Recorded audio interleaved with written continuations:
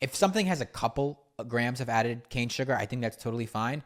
It's when you start getting up into the higher amounts of cane sugar because it's heavily refined. There's not a lot of nutrients there, or there's no nutrients there. You're listening to the Clean Kitchen Podcast with Kyle and Kevin Fitzgerald. Welcome back, everybody, to another episode of the Clean Kitchen Podcast. Today, we are continuing with part 2 of the Q&A.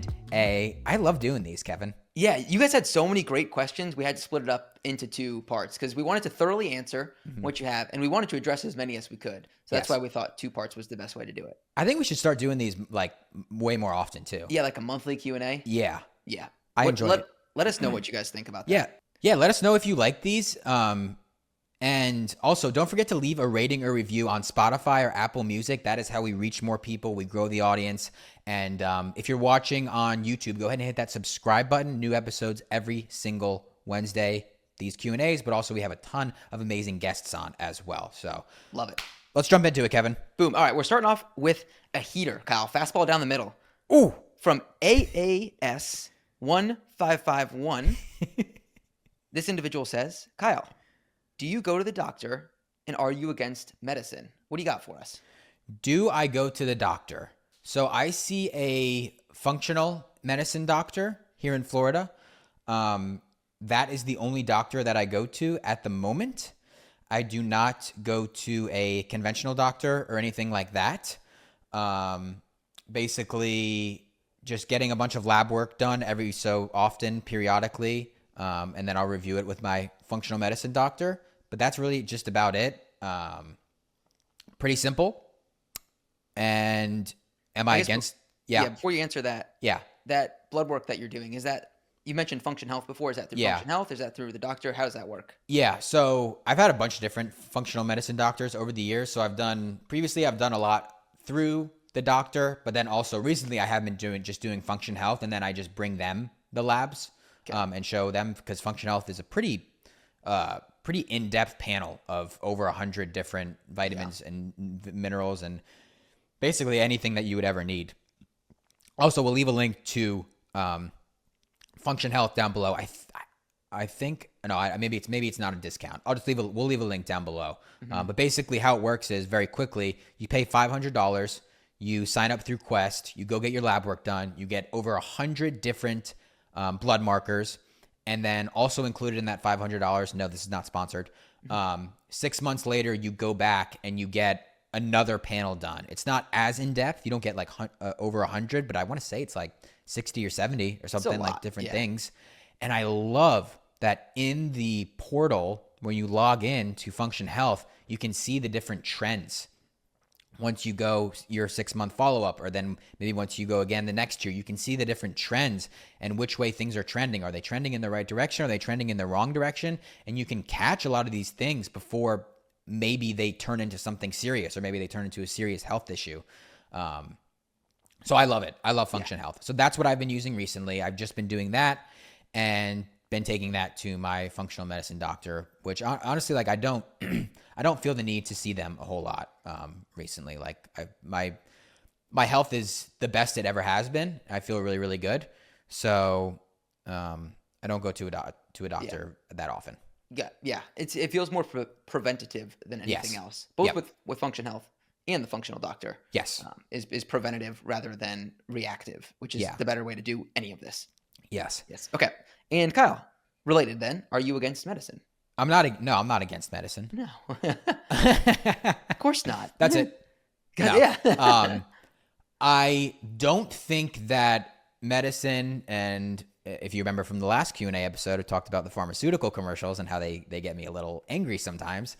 I don't think they should be the first thing we look to, unless someone is in really, really bad condition and it's like, we need to give this to them to save their lives. Yeah, absolutely. Do it. Like, that's important. That can save their life. Absolutely. Let's use the drug. But for most people that maybe are dealing with obesity or some sort of chronic disease or some sort of autoimmune issue, I don't necessarily think that the drugs should be the first thing we do. Let's look at their diet. Let's look at their lifestyle. How are they living? How are their stress levels? These are all things I would take into account before just writing a prescription for a drug. Now, if you wanted to take the drug, like say you're diagnosed with something and the doctor wants to give you a drug. Okay, like maybe take it. That could improve your symptoms. But still look at these other areas. Look at the food you're eating. Look at your lifestyle. Look at your stress levels, all these different things. And the goal, a good doctor would say, okay, we're going to write you this prescription, but my goal is to get you off of this drug, which I assume you're not going to hear from a lot of doctors. But that would be a green flag if you do hear that. Okay, my goal is to get you off of this. We don't want you on this long term. This is a temporary thing while we fix all of these other issues that are going on in your life, like diet, lifestyle, and stress. Yep. And sleep. Yeah, 100%. It is a tool in the toolbox Yes. that should be used when appropriate, but it is not the only tool in the toolbox. So use your other tools as well. Yeah, 100% agree. Okay. All right, good question there. All right, next question we got from Gracie Reese on Instagram. And Gracie is asking about water filters. Specifically, what's the best water filter that's also affordable? Because I know a lot of this stuff that we talk about, if you try to get everything, that can add up quick and be very expensive. Absolutely. Gracie Reese. Gracie Reese, that's a great name. Yeah, that is a great name. Yeah. They're like Reese's cups? Yeah. Best water filter that's affordable. So let's backtrack here and say, what's the problem with water? What's the problem with tap water? They're old, they're gross, they're dirty, and they're loaded with so many different contaminants like heavy metals, microplastics, pharmaceuticals. Oh man, it's really gross what's in our tap water nowadays. So it's very, very important to filter your water. And a lot of people will look to like a Brita filter or something like that, which is good because it filters out some of these things. But for the most part, it doesn't filter out a lot of the contaminants that are in our tap water nowadays. Yeah. So if you really want to filter everything out, I do recommend getting a reverse osmosis water filter. That would probably be your best option because it's almost guaranteed to filter out all of these different things. If it filters out basically everything. Yeah. So I like the brand AquaTrue. We'll leave a link down below, I believe, for $100 off AquaTrue. They have a few different models. They have like an under the sink one. They have a countertop. They have a pitcher. So a few different options. But really, if any reverse osmosis water filter that you want to use, that you feel good about using, definitely go for something like that. The AquaTrue is like, I think the cheapest one is maybe like $250. Okay. It's like, it's a lot, but it's an investment. It's a lot, but it's an investment. And it's like, that is one of the first places I would start. Like, it's the if water. you're new to this, start with the water. Yep. Like, don't swap out anything else. Like, start with the water. Cause like, that's just an easy way to eliminate a lot of contaminants getting into your body. Yep. So that's drinking water specifically, but we also use water for a host of other things, like just showering. Yeah. And I know you've got a filter on your shower as well. Yes. So that's something that I've recently added is a shower filter. I haven't had one for years, but then I'm starting to think of all the other things. And just like my toothbrush, I'll run it under the sink before I brush my teeth. And that's not filtered water. That is tap water that I'm using. What do I do? I do the same thing. Yeah. I don't know. I think the real answer is like a whole home reverse osmosis water filter. Yeah. Which is like 10 grand, north of 10 grand even, I think. Really? So yeah. But if you're look, like I need to spend cash, you're trying to burn cash, that could be a good way to do it. Yeah. Not cost effective though. Yeah. I think about that all the time too. Like brushing my teeth. Maybe I'll just bring my toothbrush in the shower and just brush my teeth in the shower. Or just bring your AquaTrue, like fill up a little cup. Yeah. With AquaTrue water that you have next to you. I don't know. If tap water was just good, this wouldn't be a problem. I know. And like as well, like cleaning the dishes. Oh, 100%. Like that. The the dishwasher itself too. The laundry. Yeah. The laundry. Oh, dang it. Oh man. We can't win. Yeah. There's just so much water. There's a lot of water. Yeah. But yeah, so I would say start with the drinking water. Don't or overwhelming ourselves over here. Yeah. Start with the drinking water. Go for a reverse osmosis water filter. Yes, it is a couple $100s, but in my opinion, like that is one of the first places to start. That is a good investment. Yes. So that's where I would start. There's also a brand called Clearly Filtered. They make a pitcher. I think theirs is like $100, maybe even. I believe I have a discount for them. We'll leave a link that down below as well. I believe that filters out like that. If you're looking for a pitcher specifically, that's like the best pitcher on the market. Filters out a lot of stuff. I think it says like on their website, it says like over 365 contaminants or something like that. So that would be way better than a Brita filter. Yeah. You're doing the workouts, eating right, and staying active. But what if your body still isn't running at full power? That's because energy starts at the cellular level. And if your mitochondria, the tiny powerhouses in your cells, aren't functioning at their best, you won't be either. That's where MitoPure comes in. It's a breakthrough supplement with a clinically proven dose of urolithin A, a powerful postbiotic that supports cellular renewal. Simply put, MitoPure helps clean out old, dysfunctional mitochondria so your cells can work better, giving you more energy, better workouts, and faster recovery. And I can personally tell you, it works. Since taking MitoPure, I feel noticeably stronger in my workouts, my recovery is quicker, and my energy levels are just better throughout the day.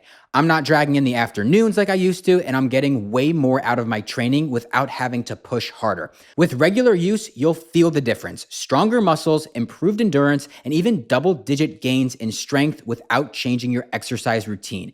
This is your year to unlock your full potential, and MitoPure is here to help. Right now, Timeline is offering 10% off your order. Go to timeline.com/cleankitchen and use code CLEANKITCHEN at checkout. That's TIMELINE.com/cleankitchen. Take control of your energy, strength, and longevity with MitoPure because better health starts at the cellular level.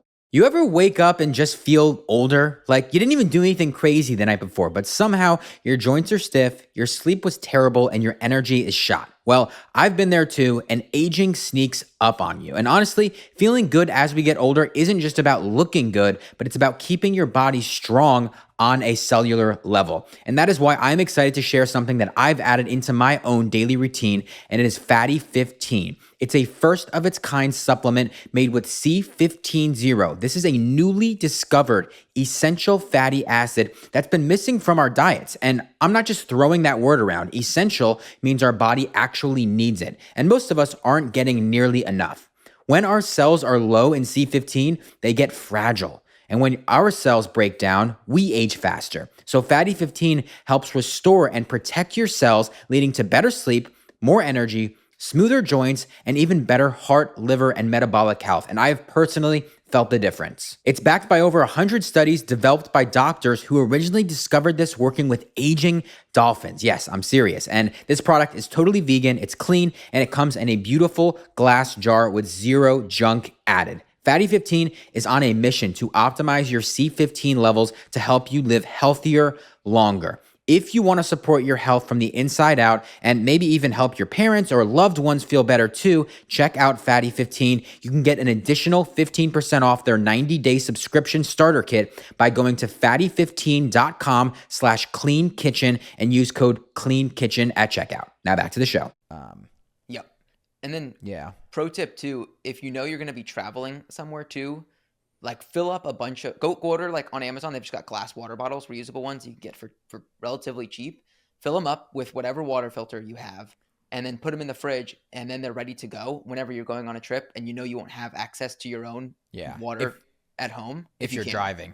Yeah, if you're driving. Or like if you're going to the park or something like that. I'm not even thinking like vacation trip. Oh, okay. I thought you meant like traveling. Yeah. Yeah.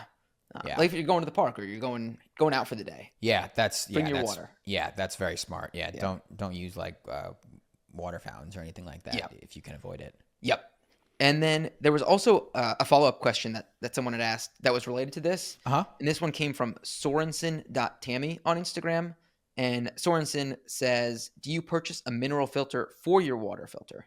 Yeah, so AquaTrue recently came out with this. So they have they use a 3-stage water filtration setup, and one of the filters actually adds minerals back into your water. So with the reverse osmosis water filter, like I said, you're literally removing everything out of the water, including the minerals.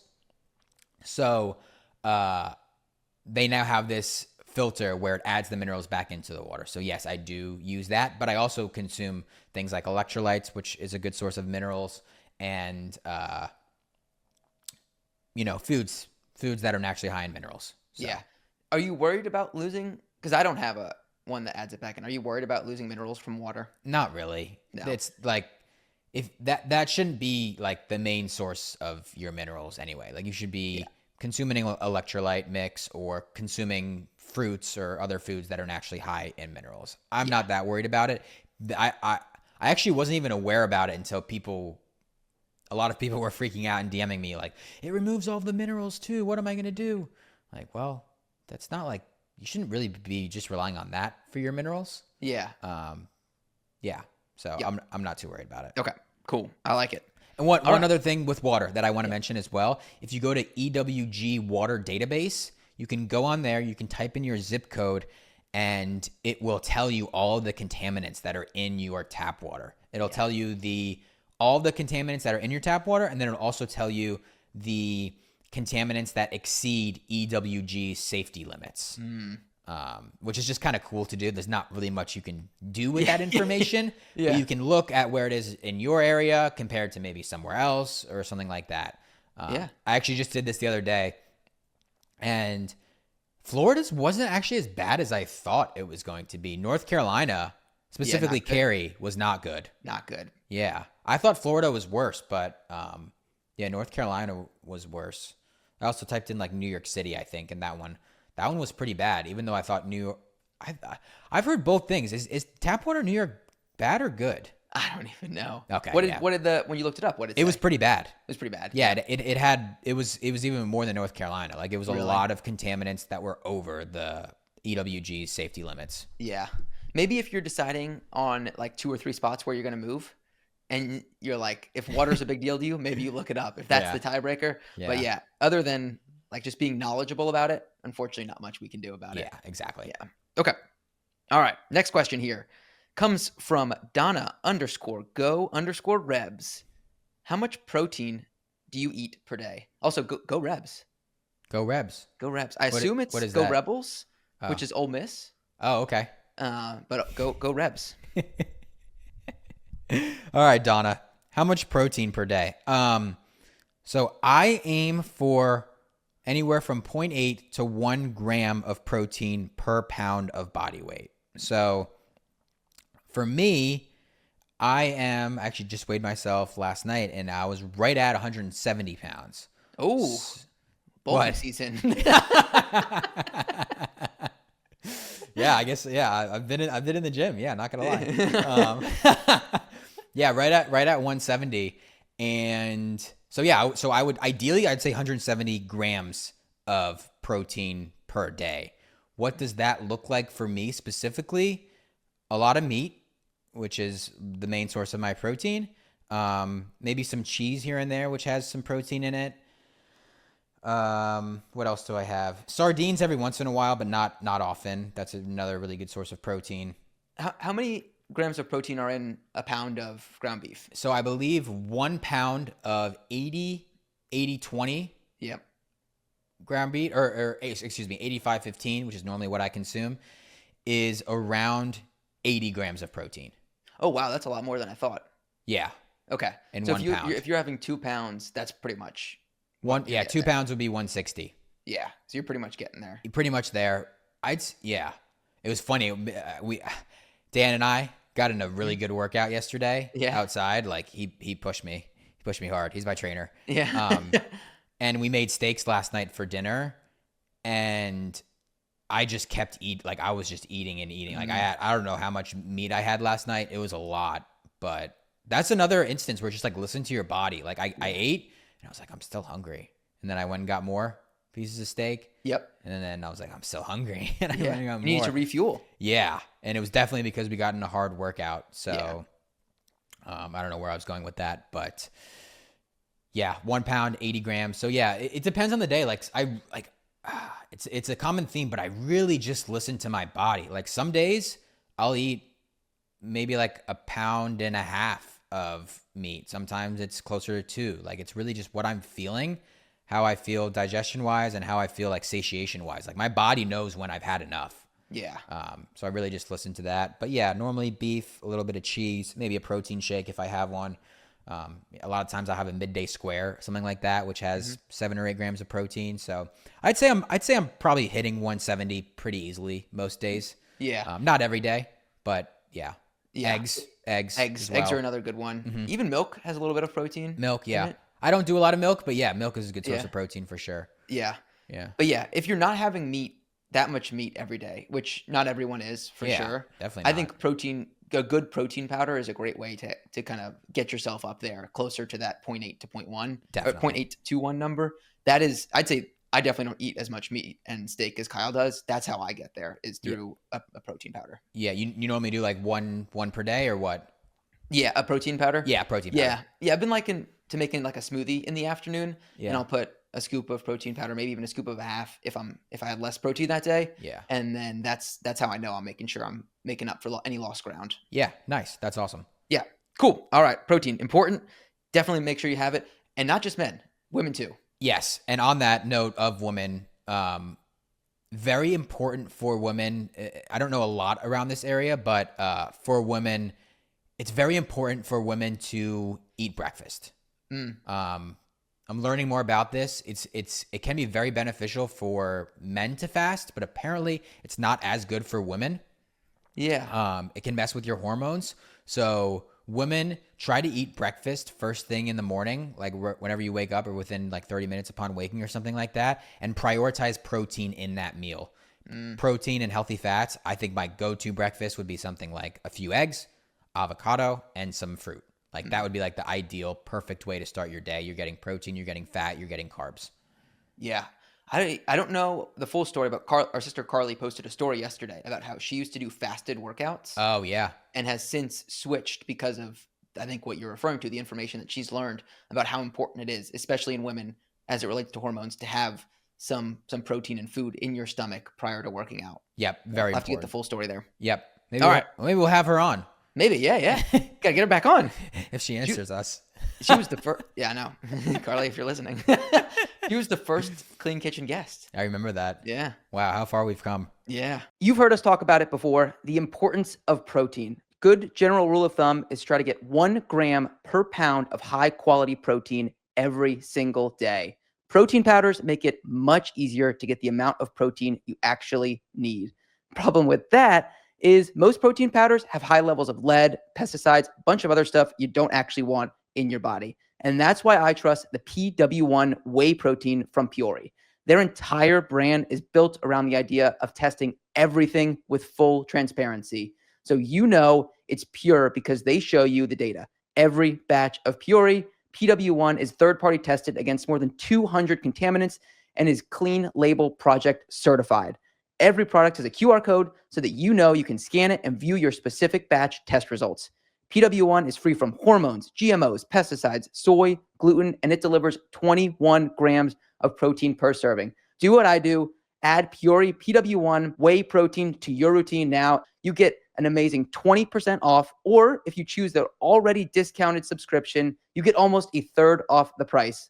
It's available when you visit my exclusive URL, peori.com/clean kitchen. Use my promo code clean kitchen, or you can save 20% off when you make a one-time purchase. Go to Peori, PUORI.com/clean kitchen. Don't wait. Go check it out right now. Peori.com/clean kitchen.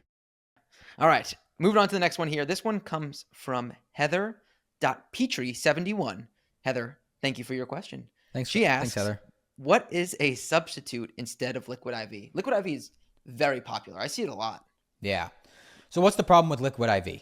It's loaded with sugar. Yeah. I think 11 to 12 grams of added cane sugar in one little packet. Like that's the first ingredient.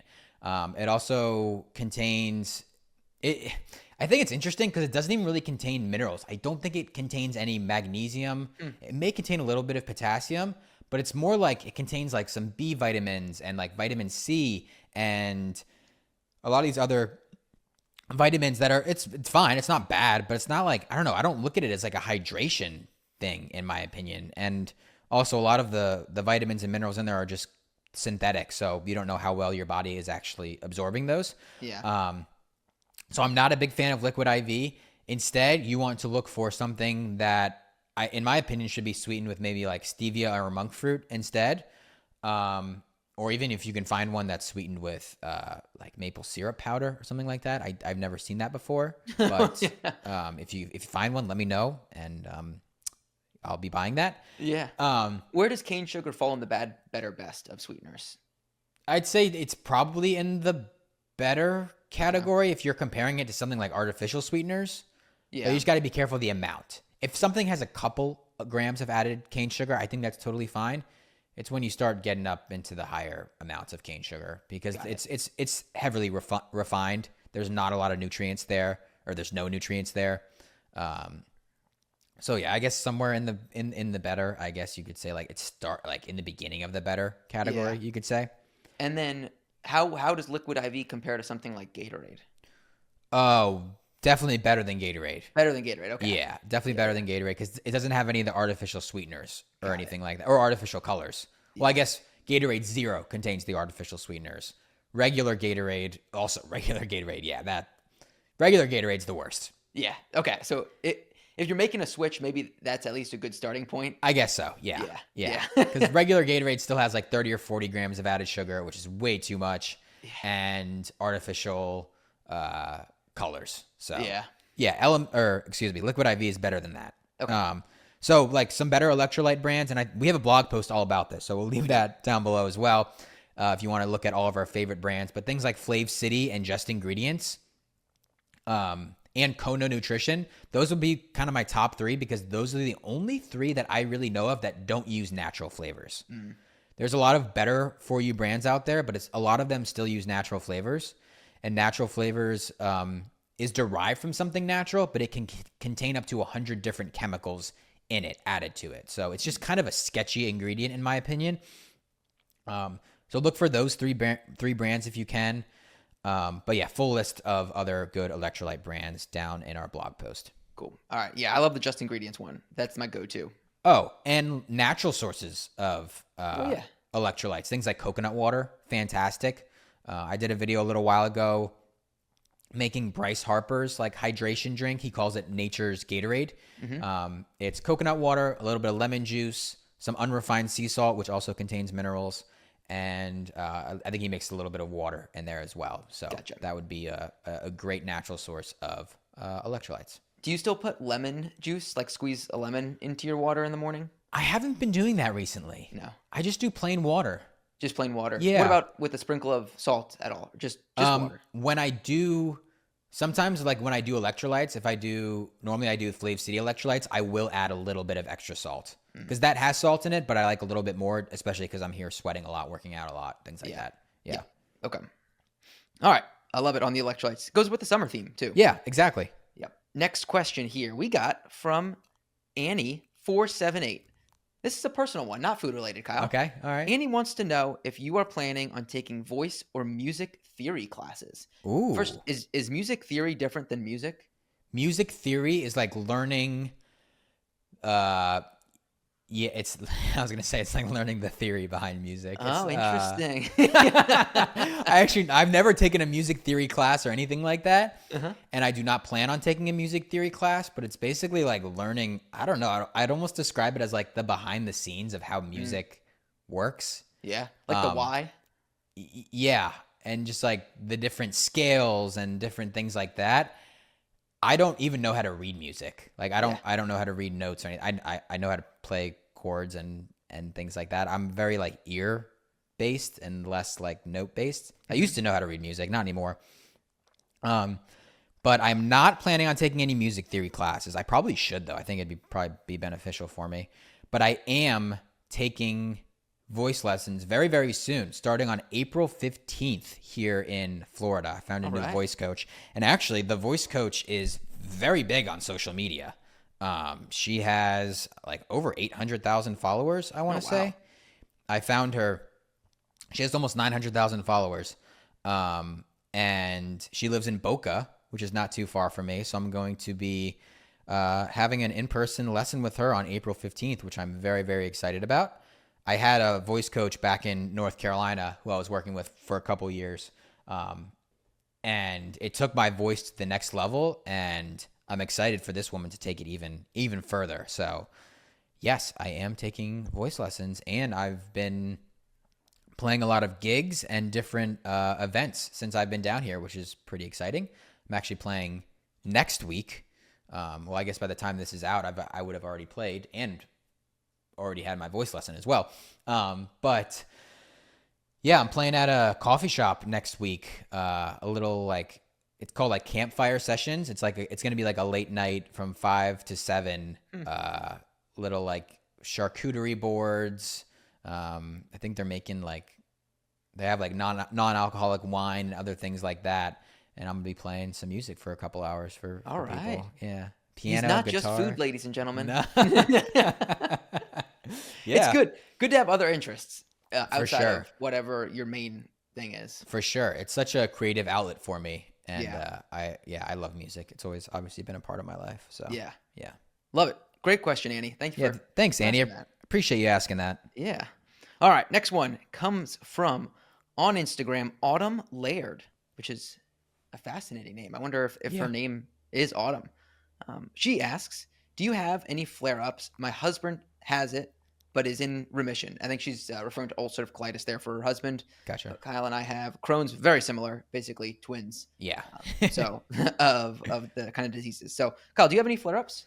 I would not say I have any flare-ups. Like when I think flare-up, I think like bad, like Yeah. like really bad, like in bed or like on the toilet all day or something like that. Yeah.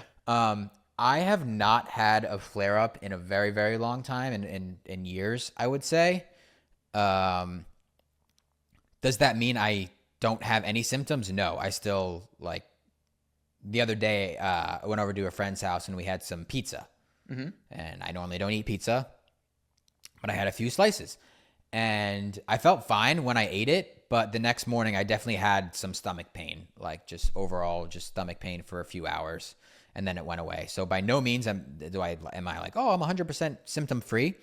But no, I really don't have any like flare-ups anymore. Yeah. I would say. What would you say to that?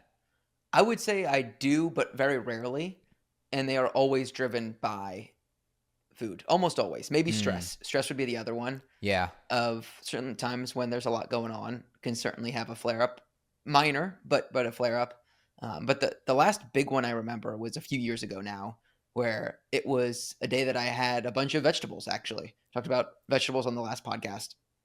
That just ruined me to the extent that I could not get out of bed. I was sick for 24 straight hours, just not feeling well. Yeah. And so that certainly happens. So I would say I do have occasional flare ups, but it's almost always because of food. What are the main culprits for food For me, for you? It's like broccoli. It can be asparagus, but limited on the asparagus. Cauliflower is a big issue for me, and then pineapple can be very difficult for me. So I try to avoid those things pretty much at all costs. And then most recently with chopped, where I'd say that was a minor flare up, that was cabbage. That was the issue. So it sounds like definitely cruciferous vegetables. Yeah, So even if you cook the broccoli or cauliflower, it's still going to cause you problems. it does. Yeah.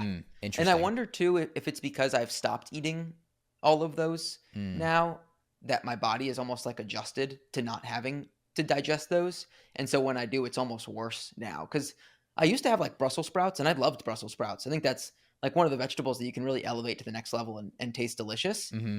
And I would have those all the time. And now whenever I do have them, which is rarely, it hurts a little bit. Yeah. Yeah. It's interesting. I mean, yeah, that kind of goes hand in hand with like an elimination diet, which is basically kind of what you're doing. You're taking these foods out and then adding that. If you add them back in slowly, you can see how your body truly reacts. So maybe those foods aren't the best for you. Yeah.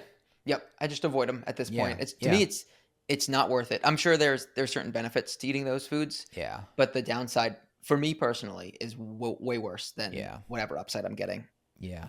Yeah. So that's ours. And Autumn, I hope your husband stays in remission, because Yes. that is no fun. Yeah. And you kind of mentioned it too, Kevin, but like, yeah, stress is a big thing too. Yeah. I guess try to incorporate things into your daily routine that de-stress you. Stepping away from technology for a little bit, going outside into nature, going for a quick 5-10 minute walk. Just little things like that. Maybe a quick 5-minute meditation. I love, like, if I have time throughout the day, sometimes I'll just go on YouTube, type in 5-minute meditation, play it, close your eyes, do a quick thing, and you just realize how go you can really be, and how just slowing down for a little bit and incorporating that into your daily routine is very, very powerful in decreasing your stress levels. Yes. It makes you realize how much you are go when you sit still for 5 minutes. Yeah, exactly. Yeah. Cool. All right. A follow-up related to that one from Small Choices on Instagram, small_choices, which I like. I like that name a lot. Yeah, that's good. Do you consider your Crohn's diagnosis cured? Do I consider my Crohn's diagnosis cured? I would say I don't know about the word cured. I would say healed. I would use that word. I would say I do feel healed. Like I healed my gut. Yeah, because I'm not on any medication or anything. I don't have really any flare-ups anymore. If I eat the wrong food, I feel it, but that's going to be the same for everyone, I think, even if you don't have an autoimmune issue. So I'd say my gut's healed. Yeah. Healed. Yeah. I like that word. Yeah. Cured is so that's a strong word. Yeah. Cured is powerful. Cured is to me, it's like it's never coming back. Yeah. But that's tough to do with Crohn's or ulcerative colitis is cured. Yeah. I don't know. Possible. The medical world would say impossible. They So. I mean, they also say, they say a lot of things are, for example, Jason Karp on an episode from a few weeks ago when you're listening to this, he was going blind and the doctors told him that he's going to go blind by the time he's 30, and he healed it with real food. So like, I don't like that. I don't like when doctors say like, oh, you can't, like you're going to be stuck with this for the rest of your life, or you can't heal from this. Because I think you can. Yeah. I think you can heal from these things that doctors tell us we can't heal from. You can take control back of your body. Exactly. For sure. Yeah. Yes. All right. Good question there from Small Choices. The next one we have comes from Vinay Reddy 1801 on Instagram, and Vinay asks, "What are good alternatives for the Yuka app?" Great question. Yeah. So what's wrong with the Yuka app? Oh man, so much. Really? Do you use any app? No, I don't use it. Okay. Come on. Dome. I am the app. No. Actually, no. The app, an app would be helpful for like personal care products, I think, because I don't know a lot in that world. I know some things, but I don't know a lot, not nearly as much as food. But the Yuka app only takes it doesn't take into account ingredients. It just takes into account calories. It takes into account sodium, salt, and it takes into account saturated fat. It does take into account, I believe, preservatives, which is good, but it doesn't take into account ingredients and the quality of the foods. So if you scan something like coconut oil, it's going to say it's bad because it's high in saturated fat. Same thing with meat, or same thing with like bone broth because it's high in sodium. So I don't like the Yuka app at all.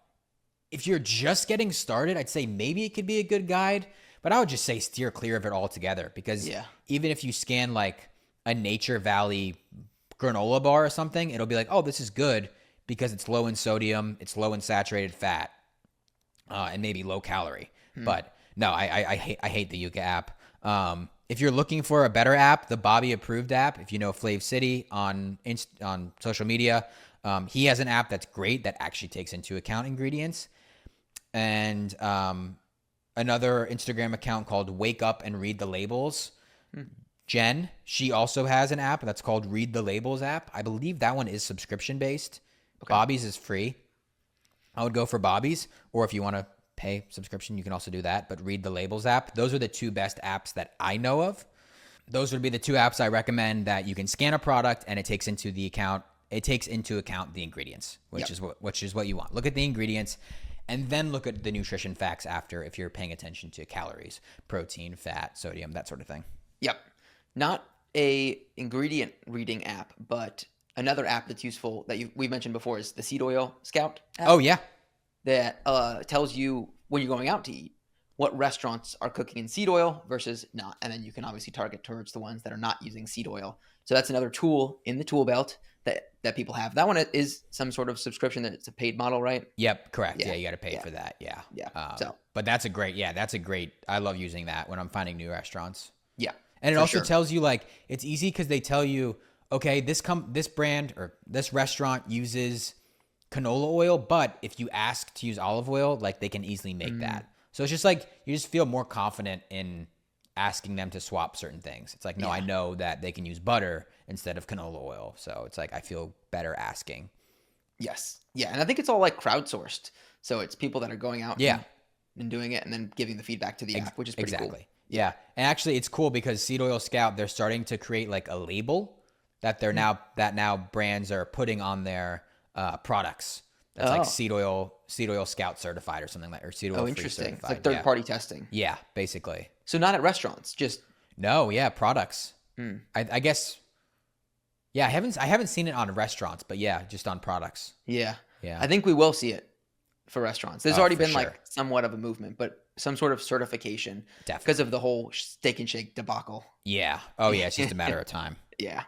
Okay, cool. Last question, Kyle. Yep. This one comes from Ravi30D on Instagram, and Ravi asks, how often do you ground per week and for how long? Great question. So I actually have two things. I have sandals that are grounded, and because I think they're made of like pure leather, so that is like that's technically grounding when I'm when I'm walking. I also have grounding shoes. The brand is called Baje, Baje. Leave a link down below with my discount code. But that also has like this grounding technology in the bottom. It's like, I think it's like something copper, I want to say, and then it runs up through the shoe, and then that also grounds you. So when I go on my daily walks and I walk on the sidewalk, and yes, the sidewalks, for the most part, all sidewalks are grounded technically. Interesting. Yeah. When I'm walking, I am technically grounded, and I go for, I walk for anywhere from 1 to 2 hours a day, depending on the day, maybe less, maybe more. So I'd say maybe around that amount of time I'm grounded, maybe 1 to 2 hours. But then like if I go to the beach and I'm at the beach all day, maybe on a weekend, then obviously I'm grounded that entire day. Sometimes I go to the beach at night and go for a walk. There's another hour. So it really just depends. It could be anywhere from 30 minutes a day to a few hours, 4 or 5 hours. Who knows? It could be even up to. And I would say, I guess technically every day I'm grounding to some extent. It's difficult to say like, okay, you need to ground this amount of time, this amount of days of the week. I don't think there's a lot of research around that. I think it's just do the best you can and ground as much as you can, as often as you can. Yeah. For someone that doesn't have as much flexibility as you do, where you can just go on an hour or two walk, Yeah. what do you recommend? Is it like if you can get 20 minutes in the morning, that's great? Or is that not going to do enough? Any thoughts on that? I would say don't have the mindset of like, oh, it's not enough, so I'm not even going to do it or anything like that. I would say ideally, first thing in the morning would be great, especially if you can go out there, get sun in your eyes and your feet on the earth. Like that would be the ideal way to start your day. Yeah. Putting your feet on the ground can help reduce inflammation, can help improve your sleep, it can help set your circadian rhythm, can decrease stress and anxiety. So many benefits to grounding. So just do it as much as you can. Like first thing in the morning, great. 10 minutes, awesome. Maybe you have a lunch break, go outside for 5-10 minutes, get some grounding in, get some sunlight. And then maybe even before bed, like, 5-10 minutes, whatever. Yeah. I think that something like that would be good for most people. Yeah. Okay. I think that's a good place for most people to get started. And it reminds me of when we talked with Kim Rogers, Worm Queen, which I think will come out after this one, where she used the term biohacking stacking, where you can take multiple biohacks and stack them together to be more efficient for people that don't have a ton of time. And a good one that you just described was grounding plus morning sunlight. Yes. If you can do both those things in the morning, you're getting a 2-for-1 deal, which is great. Yeah. And you're even like, hopefully you're going outside with no technology either. So you're also like kind of doing like your own little mini meditation. Maybe you're breathing a little bit and then you're decreasing stress. And then you're doing like 3 or 4 things at once. Boom. Yeah. And speaking of habit stacking, she talked about this on the episode, which I guess hasn't come out yet, but putting castor oil on your stomach and then using the red light therapy on top of that to basically like help penetrate the castor oil even more, which can be good for detoxification and reducing inflammation. I've been doing that recently. There you go. Thought about that. So, Yeah. Yeah. Yep. I feel like right now there's just a lot going on, and time is very valuable. And so to the extent I can, I am trying to do multiple things at once that I know are good, like grounding, or like I needed to do some work in the backyard the other day, and I did it just barefoot so that I could get grounding while I was also doing other stuff. Let's go. Yeah. Just build it in. Build it in. Exactly. Yeah. To the extent you can. Yeah. Tiny Awesome. habits. I love it. All right. All right. I think that's it. Yeah, I love it. Let's end All it right, there. that's it for part 2 of the Q&A. Thank you so much for listening. Don't forget to leave a rating and review on Spotify and Apple Podcasts. If you are listening on YouTube, hit that subscribe button. Leave a comment if you enjoyed this episode as well, or any other questions you have. We're going to start doing these Q&As a lot more. Thank you so much for listening, and we will see you next week. The Clean Kitchen Podcast is for general informational purposes only and does not constitute the practice of medicine, nursing, or other professional healthcare services, including the giving of medical advice, and no doctor-patient relationship is formed. The content of this podcast is not intended to be a substitute for professional medical advice, diagnosis, or treatment. Users should not disregard or delay in obtaining medical advice for any medical condition they may have and should seek the assistance of their healthcare professionals for any such conditions. As always, talk to your doctor or health team first.